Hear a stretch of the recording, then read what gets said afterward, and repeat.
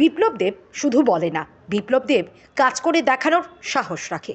কিন্তু কমিউনিস্টরা এর বিপরীত। মহিলাদেরকে পিছিয়ে রাখাই কমিউনিস্টদের কাজ। নারীদের সবচাইতে বেশি শোষণ করে বামেরা। বুধবার ভারতীয় জনতা পার্টির ৭ রামনগর মণ্ডলের উদ্যোগে আয়োজিত শক্তি সংবাদ অনুষ্ঠানে বক্তব্য রাখতে গিয়ে এই কথাগুলো বললেন পশ্চিম ত্রিপুরা লোকসভা আসনের বিজেপি প্রার্থী বিপ্লব কুমার দেব। তিনি আরও বললেন, সন্দেশখালি শুধু তৃণমূলের সৃষ্টি নয়, কমিউনিস্টদেরও সৃষ্টি।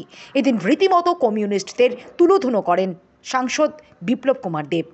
উক্ত অনুষ্ঠানে এদিন মহিলা স্বসহায়ক দল ও এনজিও কর্মীদের সঙ্গে মত বিনিময় করেন শ্রী দেব। এদিনের অনুষ্ঠানে বিপ্লব কুমার দেব ছাড়াও উপস্থিত ছিলেন মেয়র দীপক মজুমদার, বিজেপি রাজ্য সহসভাপতি পাপিয়া দত্ত সহ অন্যান্যরা। এই 1800 বছরে মহিলাদেরকে দাবানো, মহিলাদেরকে পিছিয়ে করে দেওয়া, পর্দা প্রথা, বুরখা প্রথা, এই সবগুলোর বিস্তার প্রতিষ্ঠা ওই সময় হয়েছে। তার আগে ছিল না। তার আগে তো আমরা তো মহেঞ্জোদারো হরপ্পার কাহিনী পড়ি, ভারতীয় ইতিহাস পড়ি, দেখবেন যে ভারতবর্ষের মধ্যে আগে এক সময় ঘরের মধ্যে জানলা দরজা হতো না। হতো কি খেয়াল আছে? ইতিহাসে পড়েছেন?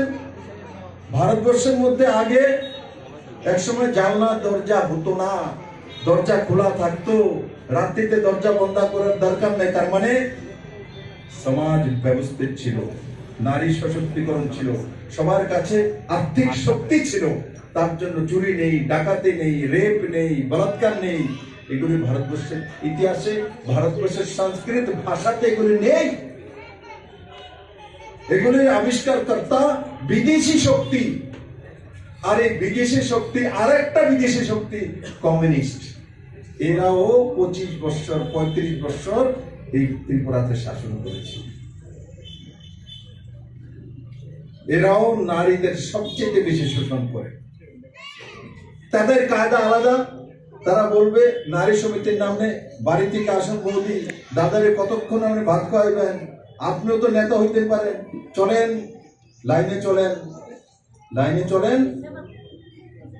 তো সন্দেশখালি তৈরি করে। সন্দেশখালি খালি তৃণমূলের তৈরি নয়, কমিউনিস্টের তৈরি।